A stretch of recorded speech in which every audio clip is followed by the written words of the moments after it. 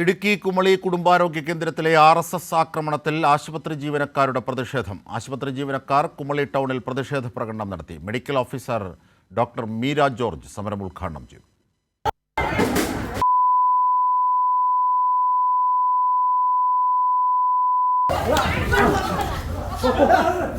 Kumily 1-ാം മൈലിലെ auto സ്റ്റാൻഡിലെ തർക്കത്തിൽ പക്ഷം പിടിച്ചെത്തിയാണ് RSSകാർ കുടുംബാരോഗ്യ കേന്ദ്രത്തിൽ ആക്രമണം അഴിച്ചുവിട്ടത്.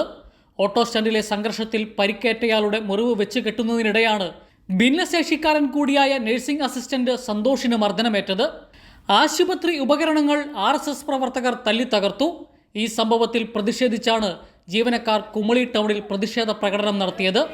സമരം കുമളി കുടുംബാരോഗ്യ കേന്ദ്രത്തിലെ medical officer doctor Meera George ഉദ്ഘാടനം ചെയ്തു. ആശുപത്രി ജീവനക്കാർക്കും ആശുപത്രിക്കും സംരക്ഷണം ഉറപ്പുവരുത്താൻ കുറ്റക്കാർക്കെതിരെ ശക്തമായ നിയമ നടപടി ഉണ്ടാവണമെന്ന് ആശുപത്രി ജീവനക്കാർ പറഞ്ഞു.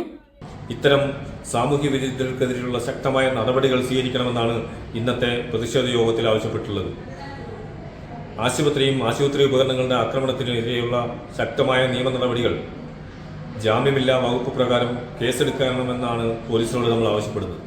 അതിനോടൊപ്പം തന്നെ ഭിന്നശേഷി ജീവനക്കാരനുണ്ടായിട്ടുള്ള ആക്രമണം ശ്രീ സന്തോഷിന് നേരിടേണ്ടി വന്നിരുന്ന ഇന്നലെ ചികിത്സ നൽകിക്കൊണ്ടിരുന്ന ഘട്ടത്തിൽ ശ്രീ സന്തോഷിന് നേരിടേണ്ടി വന്നിട്ടുള്ളത് മർദ്ദനവും ചവിട്ടുകളുമാണ് ഏൽക്കേണ്ടി വന്നിട്ടുള്ളത്. അതിന്റെ ഭാഗമായുള്ള ബുദ്ധിമുട്ടുകൾ ഇപ്പോഴും അദ്ദേഹത്തിന് നേരിടേണ്ടി വരുന്നുണ്ട്. അപ്പോൾ ഇത്തരം സാഹചര്യം ഇനി ഒരിക്കലും സംസ്ഥാനത്ത് ഒരു ആരോഗ്യ കേന്ദ്രത്തിലും ഉണ്ടാകാത്ത വിധത്തിലുള്ള നിയമ നടപടികൾ സ്വീകരിക്കണമെന്നാണ് കുമളി കുടുംബാരോഗ്യ കേന്ദ്ര ജീവനക്കാരൻ എന്ന നിലയിൽ ഞാൻ ആവശ്യപ്പെടുന്നു. ആശുപത്രി ജീവനക്കാരുടെ പരാതിയിൽ പോലീസ് കേസെടുത്ത് 6 പേരെ അറസ്റ്റ് ചെയ്തിട്ടുണ്ട്. ഇവരെ ഇന്ന് പീരുമേട് കോടതിയിൽ ഹാജരാക്കും. കൈരളി ന്യൂസ്, ഇടുക്കി.